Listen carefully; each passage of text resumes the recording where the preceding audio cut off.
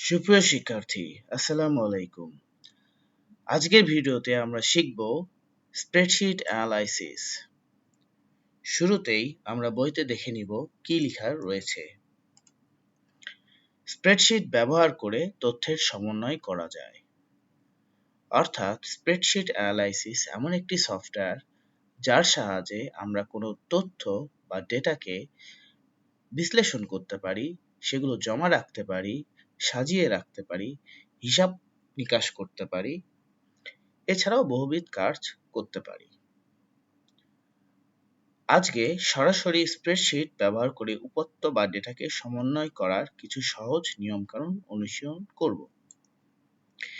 এর জন্য আমরা ব্যবহার করব বহুল ব্যবহৃত অ্যাপ্লিকেশন এক্সেল, যা মাইক্রোসফট এক্সেল নামেও পরিচিত। তাহলে আমরা জানলাম স্প্রেডশিট অ্যানালাইসিস করার সফটওয়্যার যার নাম মাইক্রোসফট এক্সেল বা এমএস এক্সেল। আমাদের প্রথমে একটি এক্সেল ফাইল তৈরি করতে হবে। এর জন্য দুটি পদ্ধতি রয়েছে। পদ্ধতি ১, নিউ অপশন ব্যবহার করে। পদ্ধতি ২, start menu and save as option ব্যবহার করে।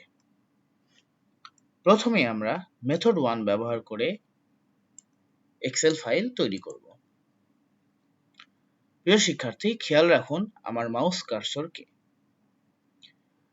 মাউস কার্সর ডেস্কটপ স্ক্রিনে রেখে আমরা রাইট ক্লিক করব।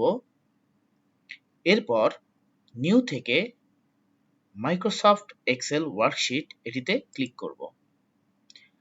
খেয়াল করুন এখানে আমাদের নিউ মাইক্রোসফট এক্সেল ওয়ার্কশিট নামে একটি এক্সেল ফাইল তৈরি হয়ে গেল।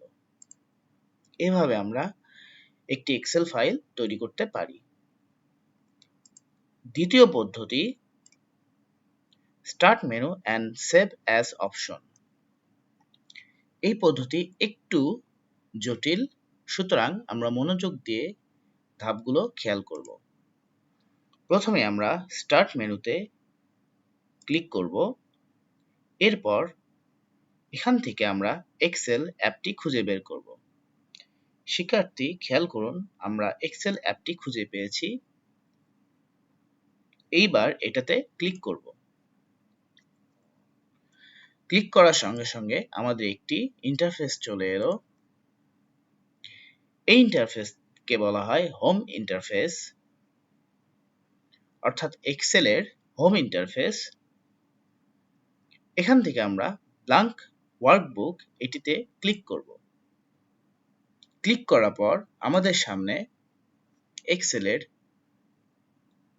ওয়ার্কিং ইন্টারফেসটি ওপেন হয়ে গেল।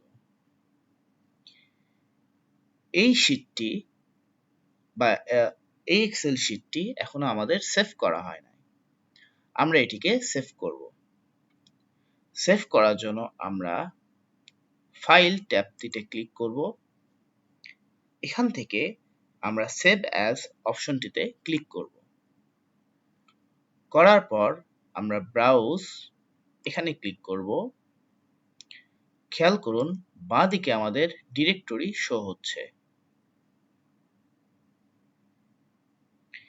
এই ডিরেক্টরি থেকে আমরা ডেস্কটপ সিলেক্ট করব। এরপর ফাইল নেম অংশটিতে আমরা এখানে এক্সেল ফাইলটির একটি নাম দিব।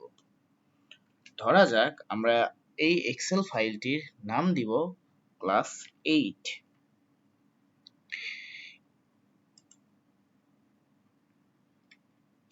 এবং আমরা এরপর সেভ বাটনটিতে ক্লিক করব। খেয়াল করুন এখানে আমাদের এক্সেল 8 নাম দিয়ে এক্সেল ফাইলটি সেভ হয়েছে। এবার আমরা এখান থেকে বের হয়ে যাব এবং দেখব আমাদের ডেস্কটপে কাঙ্ক্ষিত ফাইলটি তৈরি হয়েছে কিনা। হ্যাঁ শিক্ষার্থী, খেয়াল করুন আমাদের বাঁ দিকের স্ক্রিনের কর্নার পাশে একটি ক্লাস 8 নামে মাইক্রোসফট এক্সেল ফাইল তৈরি হয়েছে। তাহলে আমরা দুটি মেথড ব্যবহার করে এক্সেল ফাইল তৈরি করা শিখলাম।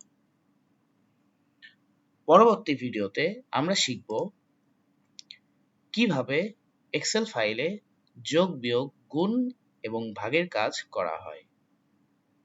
সাথে আরো অনেক কিছুই শিখব। সেই পর্যন্ত বিদায় জানাচ্ছি।